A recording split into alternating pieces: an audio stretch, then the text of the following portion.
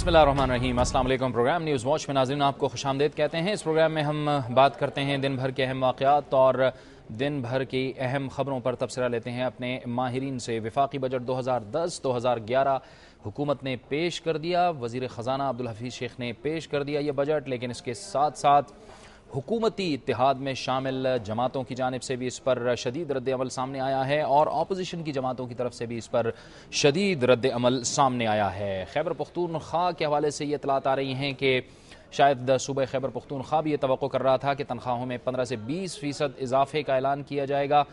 अब शायद खैबर पख्तूनख्वा ये कहता है कि उन्हें इजाफी बजट देना पड़ेगा वफाक को, सूबा खैबर पख्तूनख्वा को। इसके साथ साथ पंजाब की जो हुकूमत है उसमें भी 2 रोज़ कबल मुस्लिम लीग नून के कायद मियाँ नवाज शरीफ की ज़ेर सदारत इजलास हुआ था और इस इजलास में तहफ़्फ़ुज़ात का इजहार किया गया था। सेक्रेटरी फाइनेंस ने इस इजलास को बताया था कि वो तवक्को कर रहे थे कि शायद 20 से 25% बजट में इजाफा होगा तनख्वाहों में। अब इंतहाई ज़रूरी हो गया है कि गैर तरक्याती अखराजात में कमी करनी होगी, क्योंकि 40 से 50 अरब रुपए का जो इजाफी बोझ है वो सूबे को बर्दाश्त करना पड़ेगा। इस वफाकी बजट पर मुख्तलिफ सियासी जो जमातें हैं उनका रद्द अमल शदीद तौर पर सामने आया है। मुस्लिम लीग नून ने जिस रद्द अमल का इजहार किया है उसमें इस बजट पर बहसीयत मजमूई एतराज़ात किए गए हैं। बग़ैर मुशावरत के बजट बनाया गया है, ये मुस्लिम लीग नून का कहना है। चौधरी निसार अली खान ने बताया था और इसके साथ साथ चौधरी निसार अली खान का ये भी कहना था कि हुकूमत सुप्रीम कोर्ट के फैसले नहीं मान रही। उनका ये भी कहना था कि जो 50% इजाफा किया गया है तनख्वाहों में, ये भी बग़ैर मशवरे के किया गया है, सूबों को एतमाद में नहीं लिया गया है। इसके साथ साथ हुकूमत की जो अहम इत्तेहादी जमात है मुत्तहिदा कौमी मूवमेंट, उसकी जानिब से भी शदीद तहफ़्फ़ुज़ात और रद्द अमल सामने आया है। मुत्तहिदा कौमी मूवमेंट का कहना है कि ये बजट नामुनासिब है। इसके साथ साथ वैल्यू एडेड टैक्स की अगर बात हो तो इस पर भी मुत्तहिदा कौमी मूवमेंट ने शदीद रद्द अमल ज़ाहिर किया है और इसके निफाज को यकसर मुस्तरद कर दिया है। इसके साथ साथ नेपरा ने 2 रोज़ कबल जो KESC को इजाज़त दी थी कि बिजली की कीमतों में इजाफा किया जाए, उसके खिलाफ भी मुत्तहिदा कौमी मूवमेंट का सख्त रद्द अमल सामने आया है। और इसके साथ साथ मुत्तहिदा कौमी मूवमेंट का ये भी कहना है कि हुकूमत अपनी इत्तेहादी जमातों को एतमाद में नहीं लेती अहम फैसले करते हुए। जमीयत उलमा इस्लाम फजल रहमान ग्रुप एक और हुकूमत की इत्तेहादी जमात है जिसके अपने ही मसाइल हैं। बजट से पहले ही उनके इख्तिलाफात सामने आ गए। उनका ये कहना है कि इत्तेहाद में शामिल होते वक्त उनसे जो वादे किए गए थे वो पूरे नहीं हुए। जो दूसरा एतराज़ है वो ये कहते हैं कि इस्लामी नज़रियाती काउंसिल की सिफारिशात पार्लियामेंट में पेश नहीं हुई जिनका उनसे वादा किया गया था। इसके साथ साथ जमीयत उलमा इस्लाम का ये भी कहना है कि उनकी जो वजारतें हैं उनको फ़ंड्स नहीं दिए गए। 3 वजारतें हैं इस वक्त तक, वजारत हाउसिंग, वजारत टूरिज़म और वजारत साइंस और टेक्नोलॉजी। जमीयत उलमा इस्लाम का ये कहना है कि उन्हें फ़ंड्स नहीं दिए गए। एक और जमात जिसका ताल्लुक़ खैबर पख्तूनख्वा से है, खैबर पख्तूनख्वा में वो बरसर इक़्तिदार जमात है और मरकज़ में भी हुकूमत के शामिल है अवामी नेशनल पार्टी। उनके जो एतराज़ात सामने आए हैं उसमें भी ये कहा गया है कि वफाक हाइडल मुनाफे की मद में उनको अदायगी नहीं कर रहा। इसके साथ साथ खैबर पख्तूनख्वा का ये भी कहना है कि दहशतगर्दी के खिलाफ जंग की मद में वफाक ने सूबे के साथ जो रकम वादा की थी वो रकम भी नहीं अदा की गई और उनका ये भी कहना है कि जो तनख्वाहें बढ़ाई गई हैं उन्हें एतमाद में नहीं लिया गया, लिहाजा उनको भी मसाइल का सामना करना पड़ सकता है। मजमूई तौर पर क्या सूरत हाल है, क्योंकि खैबर पख्तूनख्वा और पंजाब की जानिब से तहफ़्फ़ुज़ात फ़िलहाल सामने आए हैं। हम जानेंगे सूबा खैबर पख्तूनख्वा के सीनियर सूबाई वज़ीर बशीर अहमद बिलोर से कि उनके क्या तहफ़्फ़ुज़ात हैं, जो इस वक्त हमारे साथ पेशावर से मौजूद हैं। बहुत बहुत शुक्रिया बशीर अहमद बिलोर साहब। आप सबसे पहले तो ये फरमाइएगा कि जिस तरह से वफाक ने तनख्वाहें बढ़ाई, इस तरह क्या आप भी बढ़ाएंगे? आप इस पोजीशन में हैं? जनाब इकबाल साहब, आपका शुक्रगुजार हूँ कि आपने मुझे इस बारे में बात करने का मौका दिया। जहाँ तक मरकज़ी हुकूमत ऐलान करती है, चाहिए ये कि मरकज़ी हुकूमत ही उसका में फ़ंड्स दे ताकि हम लोगों को इंक्रीज़ जो रकम है उनकी दें, मगर मेरे ख्याल में मरकज़ी हुकूमत ने ये अपने ऐलान किया। हम कोशिश करेंगे कि हम भी अपने सूबे में उसी तरीके से कुछ तरीका बनाएं, मगर क्योंकि बहुत ज़्यादा बर्डन पड़ेगा, मैं नहीं कह सकता कि किस तरह हम इसको मीट करेंगे। बहरहाल इंशाल्लाह कोशिश करेंगे कि कुछ ना कुछ ज़रूर करें।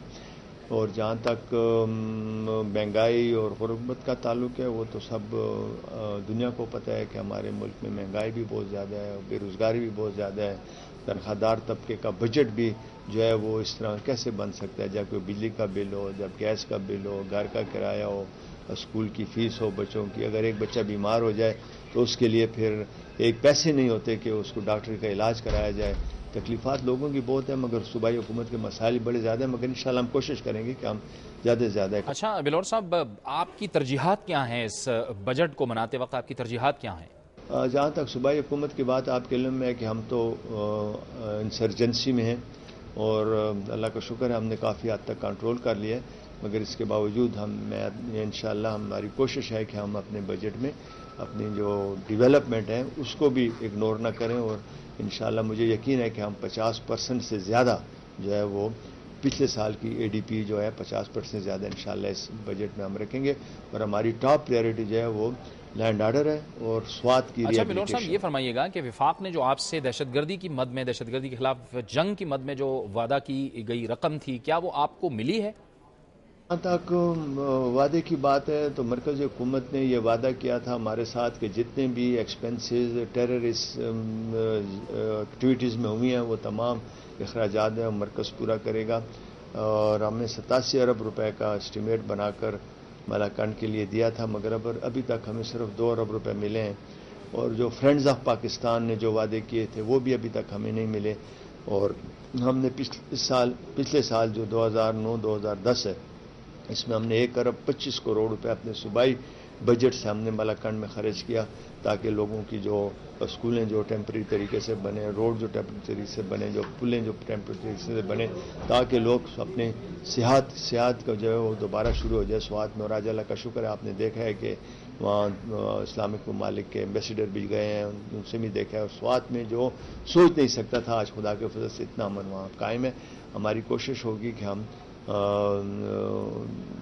پریارٹی ہماری لینڈ آرڈر ہے، اس کے بعد ہماری ڈیولپمنٹ. اچھا، ہائیڈل منافع کی مد میں کتنی رقم آپ کو ادا کی گئی ہے اب تک، اور کیا وفاقی حکومت جو پالیسی ہے وفاقی حکومت کی اس سے آپ مطمئن ہیں، اور بقایا جات کی کیا پوزیشن ہے؟ جہاں تک فیڈرل حکومت کی بات ہے، ہم نے 110 بلین روپیز جو فیصلہ ہوا تھا اس پہ ہم نے پرائم منسٹر صاحب سے ریکویسٹ کی تھی. پرائم منسٹر صاحب یہاں تشریف لائے تو انہوں نے 10 ارب روپے ہمیں دیے تھے، اور پھر یہ کہا تھا کہ 25 ارب روپے ہر سال آپ کو دے کر 4 سالوں میں یہ 100 ارب روپے جو آپ کو مل جائیں گے، یہ بھی کہا تھا. اور ساتھ ہماری جو سابقہ بقایا جات ہیں اس کے بارے میں بھی کمیٹی بنائی گئی تھی، مگر ابھی تک اس کمیٹی میں صرف ہمیں 10 بلین روپیز ملے، اور ابھی تک ہمیں ایک ٹیڈی پیسہ نہ اس 10 ارب روپے میں ملا ہے، اور نہ ہی ہمیں وہاں جو ہماری جو سابقہ بقایا جات ہے اس میں سے کچھ ملا ہے.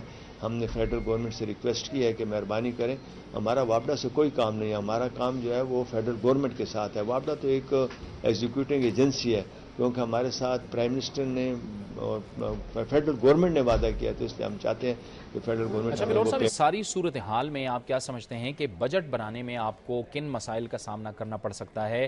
کیونکہ ہم جانتے ہیں کہ وسائل کم ہیں آپ کے پاس، اور جو بہت بڑی جو بزنس کمیونٹی تھی وہ بھی ظاہر ہے ان حالات کی وجہ سے پشاور سے دوسرے شہروں کو یا ملک سے باہر منتقل ہو گئے. دیکھیں، خیبر پختونخوا جو ہے ہماری حکومت جو ہے وہ ہمارے پاس وسائل جو ہیں وہ بہت کم ہیں. ہمیں 90% جو ہے تو وہ فیڈرل گورنمنٹ سپورٹ کرتی ہے. یہ نہیں ہے کہ ہمارے اپنے وسائل بہت ہیں، مگر کیونکہ وہ بجلی جو ہے وہ فیڈرل گورنمنٹ کے پاس ہے، گیس جو ہے وہ فیڈرل گورنمنٹ کے پاس ہے، تیل جو ہے وہ فیڈرل گورنمنٹ کے پاس ہے، مائننگ جو ہے وہ فیڈرل گورنمنٹ کے پاس ہے. اس وجہ سے ہمارے جو وسائل ہیں وہ ہمارے اپنے ہیں، مگر فیڈرل گورنمنٹ کے تھرو ہمیں ملتے ہیں. اس لیے ہمیں مشکلات بجٹ بنانے میں بہت زیادہ اس لیے ہیں کہ ہمارے وسائل جو ہیں وہ کم ہیں اور ہمارے اخراجات بہت زیادہ ہیں.